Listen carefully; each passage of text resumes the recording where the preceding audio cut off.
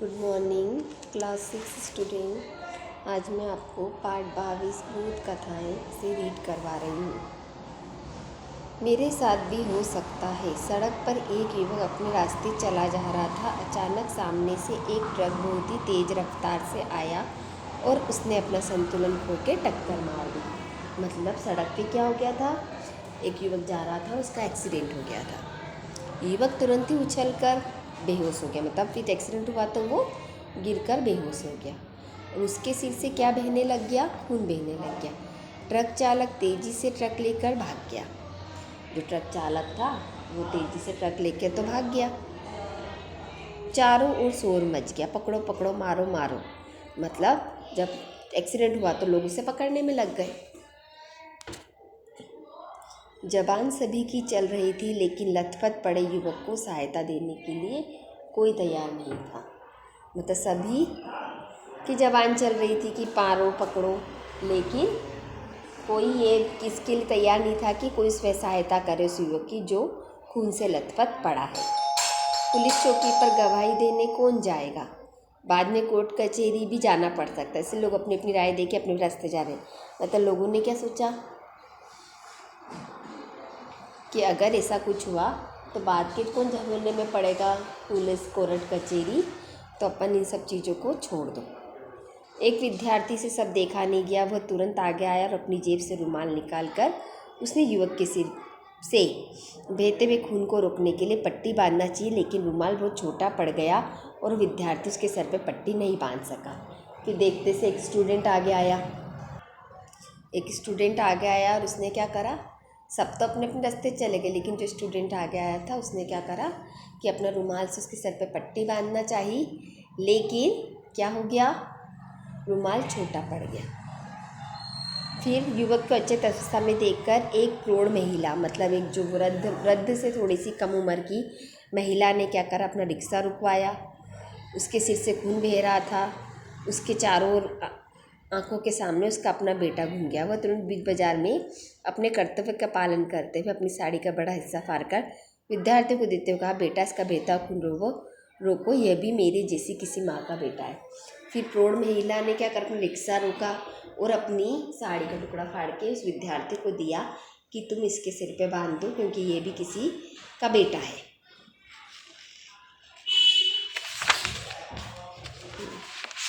विद्यार्थी ने तुरंत ही साड़ी के टुकड़े को बांधकर उस युवक का खून रोका। फिर एक रिक्शे में घायल युवक को बिठाकर अस्पताल की ओर चल दिया।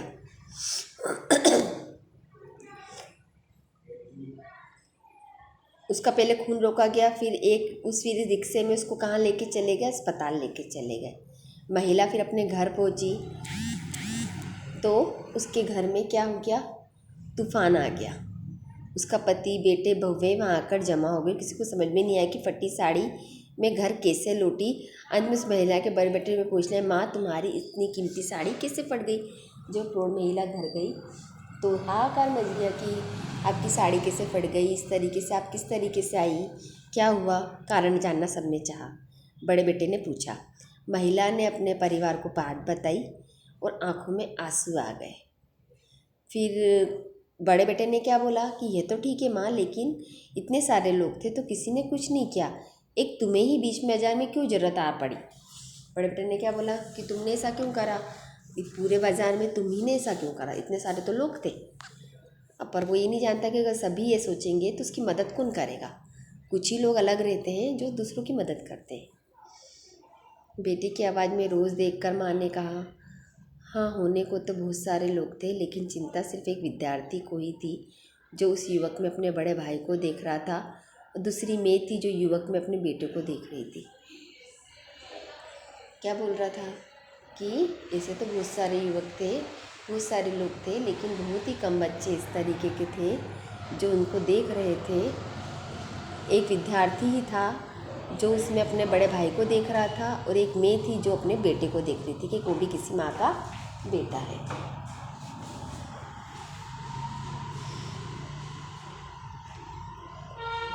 किसी दिन मेरे किसी बेटे के साथ दुर्घटना हो जाए तो क्या मुझे वो लोग अच्छे लगेंगे जो ये सोचते रहेंगे कि हम क्यों करें जब दूसरे ने तो कुछ भी नहीं किया। ऐसे में यही सोचकर आगे आना चाहिए कि यह कभी हमारे साथ भी हो सकता है। बड़ा बेटा अब तक सच्चाई तो समझ चुका था और उसने अपना सिर झुका लिया।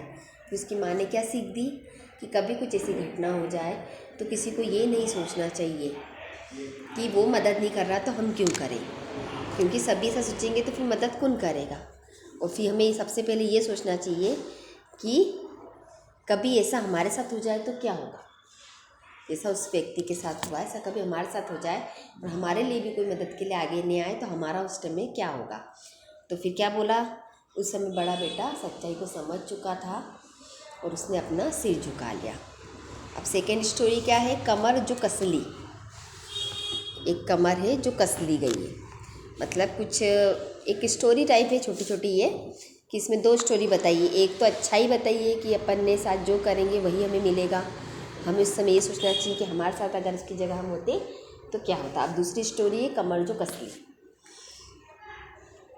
एक डाकिया था, उसका नाम क्या था, रामदयाल।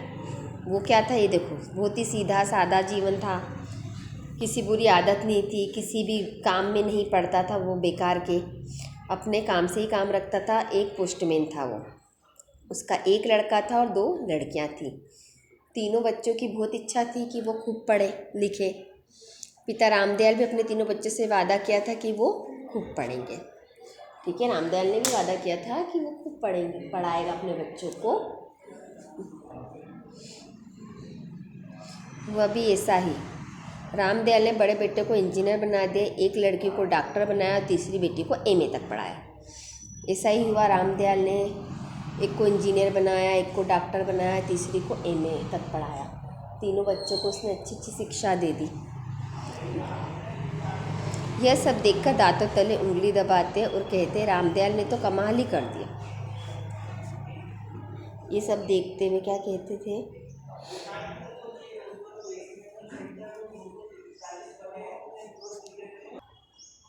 रामदयाल ने तो क्या करा, साधारण डाकियों को तीनों बच्चों को अच्छे से पढ़ाया तो लोग क्या करते, उसको देख के ही दांतों तले उंगलियां दबाते थे, आश्चर्य करते थे।